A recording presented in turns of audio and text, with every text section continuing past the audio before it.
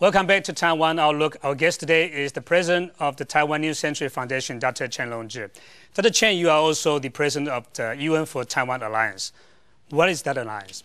This alliance was organized fairly recently, actually formally came into being in late July.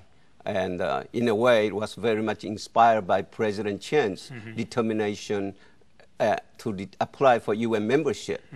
And to apply for UN membership in the name of Taiwan has been urged by many, many groups, including myself. For myself, I've been working on that for 40 years, right. since way back 1967. And so we thought now the government has done what is right, moving in the right direction. It's extremely important that on the part of the civil society, we do pull our strengths together. And Taiwan, as a free democratic country, is extremely strong in terms of the civil society organizations we have. And we are all much concerned. And so this UN for Taiwan Alliance is created for the purposes of coordinating the effort of all the civil society groups. And also, in this instance, it happens to be a very happy situation.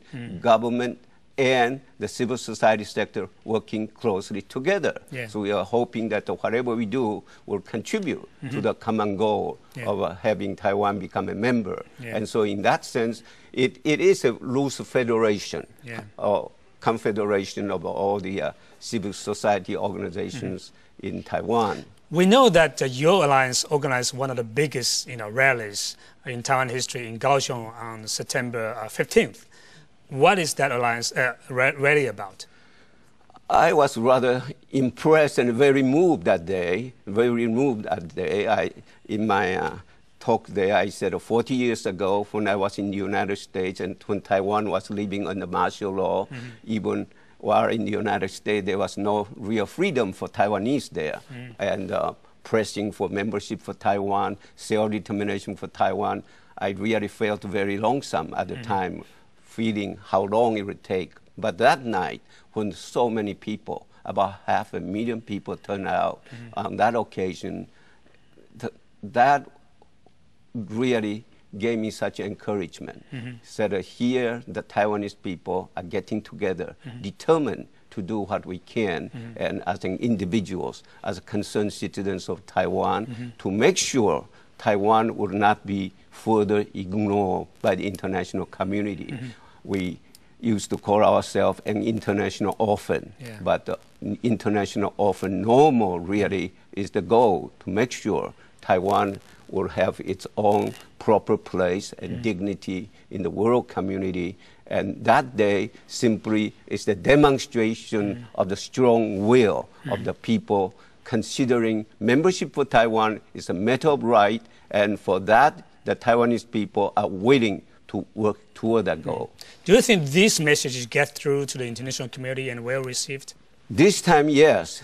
Actually, yesterday, the foreign minister said something like 2,277 very positive reports and editorials and so on have happened with regard to this year's effort on the government, and the total impact exceeds the total combined impact of the effort in the past 14 years.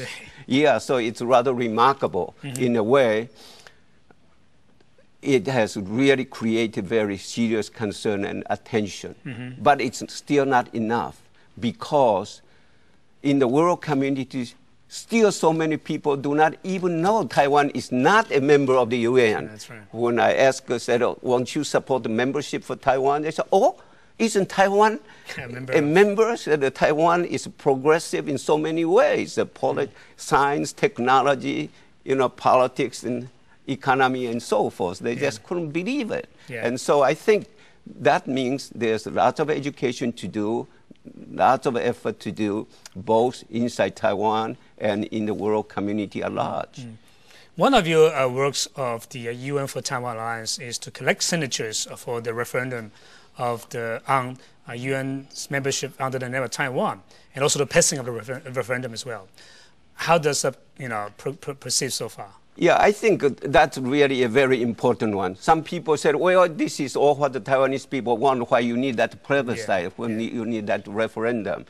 Indeed, the public polls taken by the Mainland Affairs Councils, for instance, in April, indicating some 77% of the people of Taiwan are in favor of applying for UN membership in the name of Taiwan. And public polls is one thing, but when people are encouraged, are enlisted to this whole process of referendum, this is the most direct democratic way for the people to express their collective will.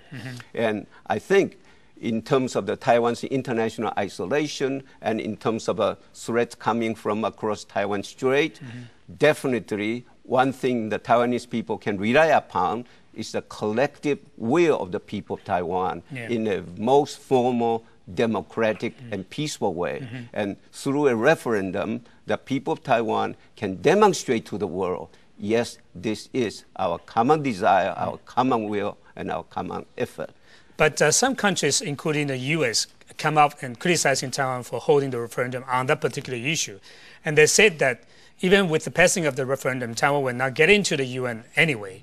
So why do you do that? And that's, to them, is so-called unnecessary or even provocative. How do you respond to that kind of criticism? Well, first of all, if they said that Taiwan couldn't get any in the UN anyway, what do they worry about?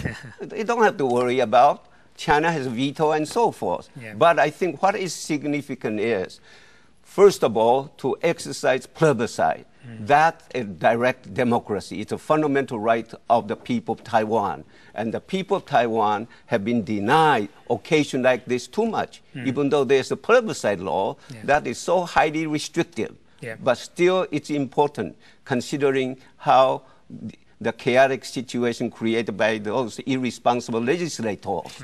And it's about time direct democracy would be a way to remedy whatever the shortcomings caused by that kind of a system. So people can decide on them by themselves. Exactly. And I think that is one thing. Also, the Taiwanese people need to be getting used to today maybe a referendum for membership in the UN, tomorrow will be another issue.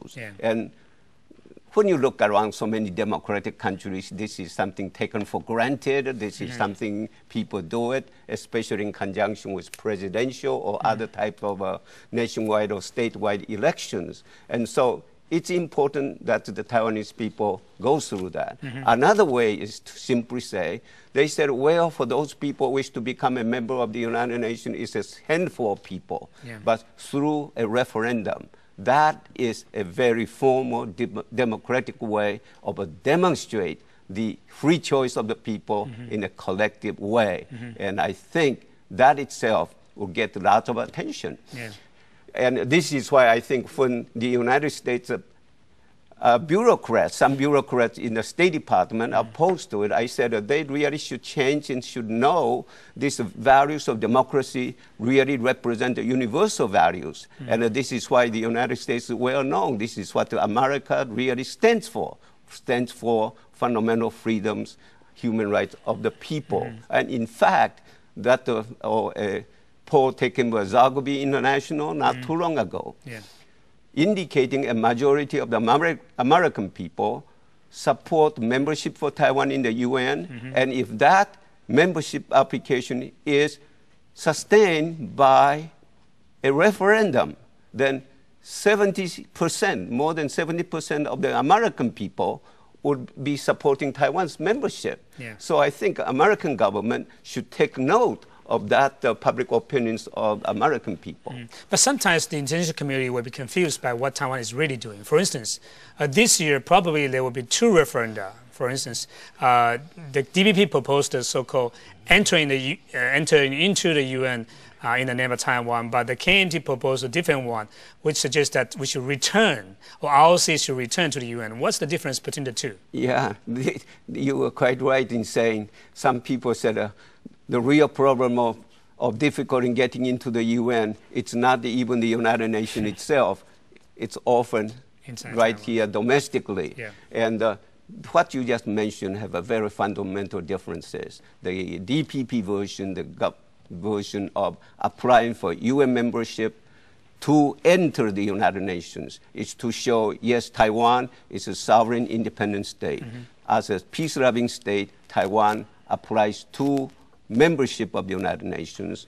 We are not challenging the representation of China in the United Nations in representing China.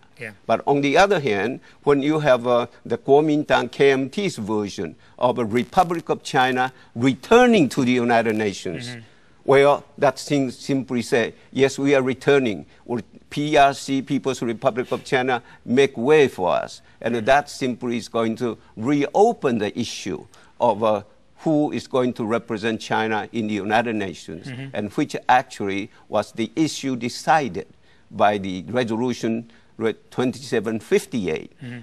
And so it's totally different. Republic of China, in a way, has been discredited by that resolution. 2758 recognized the People's Republic of China as the only lawful government of China in the United Nations and related organizations, and expels the representatives of Chiang Kai-shek from that organization.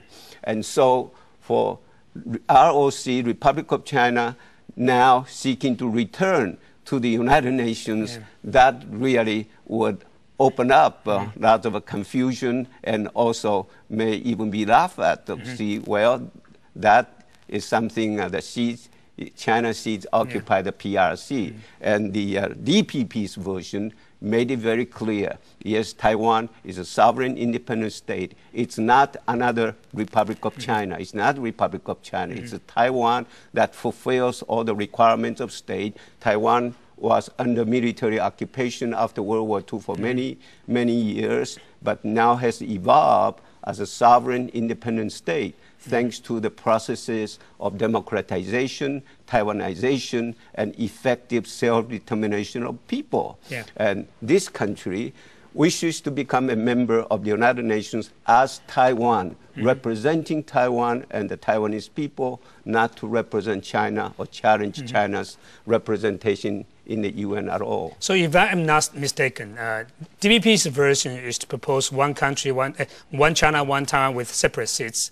And the KMT's version is one China, one seat or even two seats. Is that correct? Well, yeah, they would simply say, they have a two-way of saying. They said, some people said, of course, Republic of China, ROC, is the only representative. And of the whole China. That's right. So that they even include Outer Mongolia in their map and so forth. That's one version. Another version would simply say, well, yes, the PRC represents China in the United Nations, but Resolution 2758 didn't really resolve who is going to represent Taiwan. And ROC said they want to return there to represent.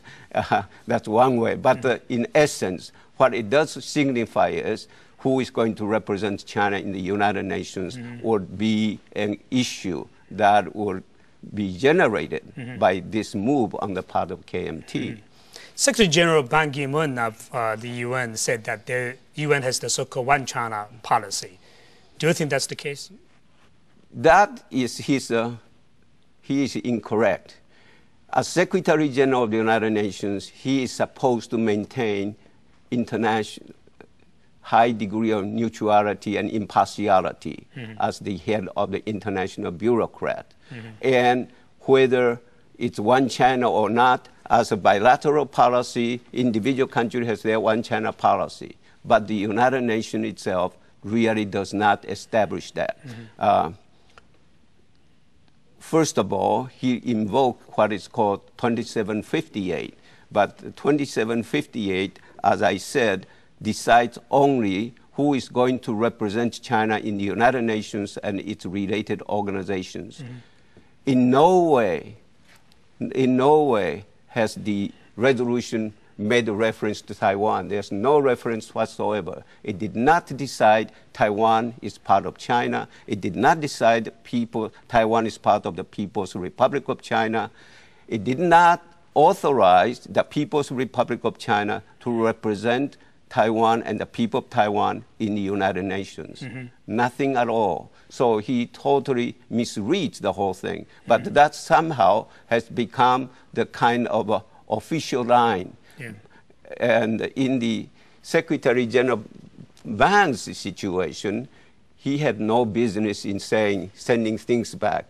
He should dutifully transmit the application to let the members of the Security Council and later on by the members of the United Nations consider and decide. By his own taking the liberty of returning the application, he really has deprived the privileges rights of the memberships of the United Nations. Obviously, Taiwan's efforts this year have succeeded in getting a lot of international attention. So how can we translate those attentions into more understanding of Taiwan's position or even more support of Taiwan's position? And these are the topics we are going to talk about when we come back. And stay with us, we'll be right back.